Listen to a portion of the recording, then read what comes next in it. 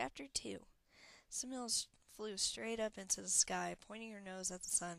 With one last powerful thrust of her wings, she turned about in mid-air and faced the sapphire salamic waters beneath her. Folding her wings behind her and tucking her body to resemble an arrow, she dived straight down into the bay. Her momentum carried her to the bottom, several adult dragon lengths deep. She touched one claw to the bottom and did a few twirls. So engrossed was she in her acrobatics that she nearly inhaled a passing school of fish when someone tugged her tail. Behind her, Uncle Nubar grinned, revealing algae stuck between his large sharp teeth. He motioned for her to follow him toward the lair. Swimming single file, they approached a narrow opening in the rock at the base of an underwater cliff. Uncle Numar lifted the thick strands of seaweed covering the opening, and Samil swam past, starting their old game of chase to the treasure hoard through the lair's many winding chambers.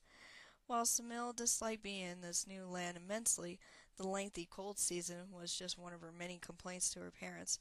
She had been happy when her parents announced a few years ago that they were leaving the Dragon Isles.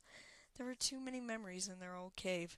Everywhere Samil looked was a rock that like the one that had distracted her while humans stole her siblings.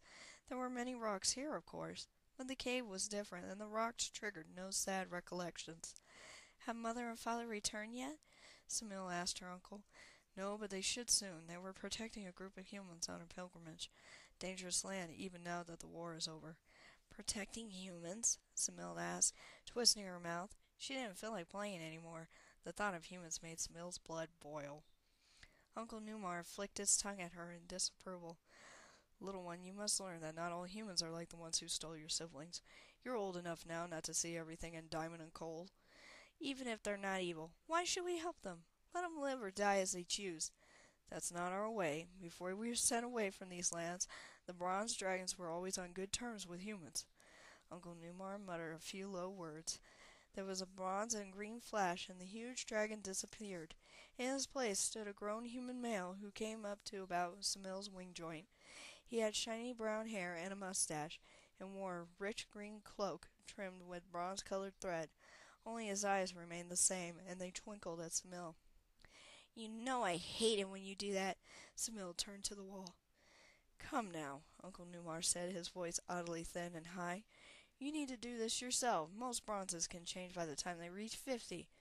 I can be a bird or a sunfish or a crab or a deer. I can be anything I please, even maybe a kender, but I will not take a human form if I live to be 50,000. Samil shrieked, causing a few rocks to tumble from the ceiling. Uncle Numar changed back to dragon form. A stalactite that would have impaled his human form bounced harmlessly off his back. He turned Samil around to face him, so swiftly that her tail cracked like a whip. "You must let go of this hatred. Not all humans are evil."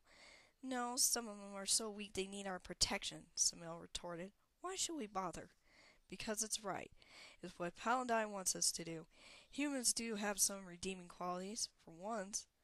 They can make these amazing gems." Uncle Numar bent to pick up something from the pile of the treasure, but stopped and listened in the direction of the cave entrance.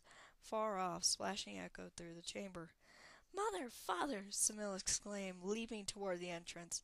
As soon as her father's head appeared, Samil began to pounce on him, as she did every time he returned from a journey. This time, though, her father's face was not joyous, but filled with dread. Samil altered her jump and landed beside him, suddenly seeing what made her father look so grave. Samil's father pulled her mother into the cave and laid her on the floor. "Numar!" he roared. "Go fetch the healer! Fly swiftly!" Uncle Numar took one look at the green blood seeping onto the sand and dived through the cave entrance. "Samil, freshen her bed," Samil's father commanded, as he clamped his teeth gently around his mate's neck and dragged her across the floor. "What's wrong with Mother?" Samil whispered. "Samil, do as I say!" Never had Samil's father spoken to her in such a tone. Samil raced to her parents' bed and flubbed the dry seaweed bedding, then added more from the drying rack. Her father laid her mother gently on it. Quickly the seaweed became matted with blood. Samil's father held together the worst wound with his claws as gently as he could. His burning bronze gaze darted to another wound that was almost as bad, then looked at Samil. Shaking, she stepped forward and pressed the scaled flesh together. She winced as the blood seeped out, despite her best attempts to staunch it. "She's bleeding so much," Samil whispered. "What happened?" The pilgrimage was attacked by a band of black dragons. Samil's father used one wingtip to touch Mother's face. "Your mother fought bravely to protect the humans and succeeded, but it was too much for her." A wave of anger eclipsed Samil's concern for her mother. "Humans again!" she spat, releasing a small bit of lightning from her mouth. It struck the sand harmlessly, but her father glared at her. "There's no time for that now. We would come to their aid again and again if we thought we could prevent one innocent person being killed." "And what of my innocent mother?" Samil exclaimed. "If you didn't always help humans, you wouldn't be put in danger." "Enough!" her father barked, sending a much larger bolt of lightning crackling across the cave. "Your hatred does your mother no good." More splashing and clattering echoed into their chamber. Samil's father closed his eyes, sighing. The healer, at last. Uncle Numar escorted the dragon healer and each female bronze to Samil's mother's side. She took long strands of kelp and began to bind the wounds, so held together. When the blood ceased trickling through, she turned to Samil. "Let go, little one," the healer said. "You've done well. Now you serve your mother best by letting me work." Samil nodded and reluctantly moved aside. Uncle Numar took her to the main floor of the cave. They said nothing, but stood and waited for what seemed an eternity. Samil's thoughts flipped back and forth as swiftly as the waves.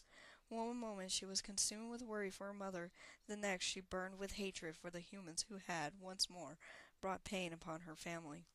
Finally, the healer and Samil's father moved away from her mother. Uncle Numar asked, "How is my sister?" "She should live," the healer said. "However, she must rest. With wounds such as these, she may never swim or fly again." Lightning crackled in Samil's throat, and she barely managed to swallow it. Never swim or fly? That was almost as dire a pronouncement as death to a bronze dragon. Samil and her family spent much of their time swimming in the ocean, diving, hunting sharks, and searching for pearls. Samil especially liked the times when she and her mother would play swim and go flying, and there was nothing as wonderful as flying high above the waves. Samil looked back toward her mother and saw her blinking heavily. They focused briefly on Samil, and a smile twitched the edges of her mouth. "May I talk to her?" Samil asked. "Only for a moment," the healer said. "Then she must rest." Samil walked toward her mother, wanting to run to her side, yet fearful that her footsteps might cause her mother pain.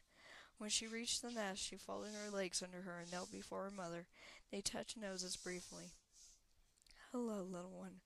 Her mother's voice was very soft and weak, and somewhat slurred, but it was still her mother.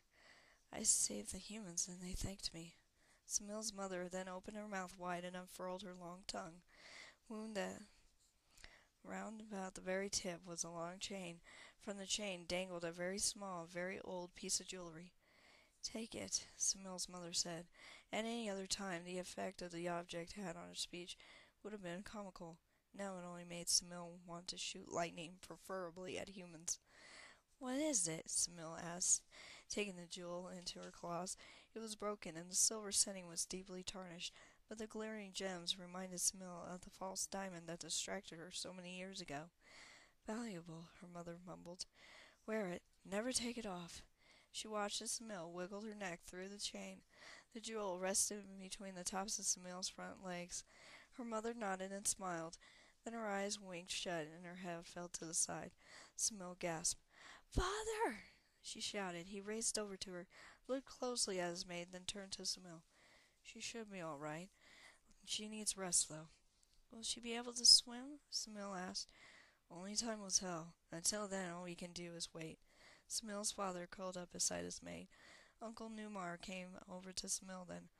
"Why don't we go for a swim and catch a meal?"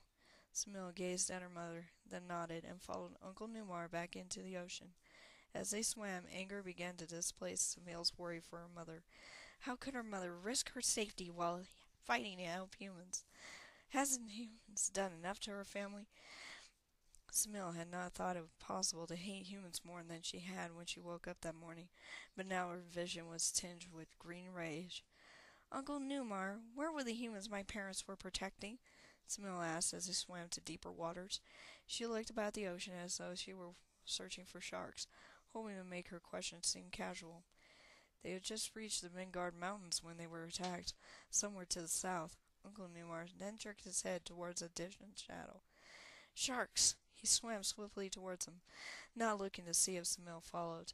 Samil looked at Uncle Newmar's slowly fading shadow, then back in the direction of her cave. I'm sorry, Mother, she said in a whisper, but I won't stay here and watch you recover. Or not.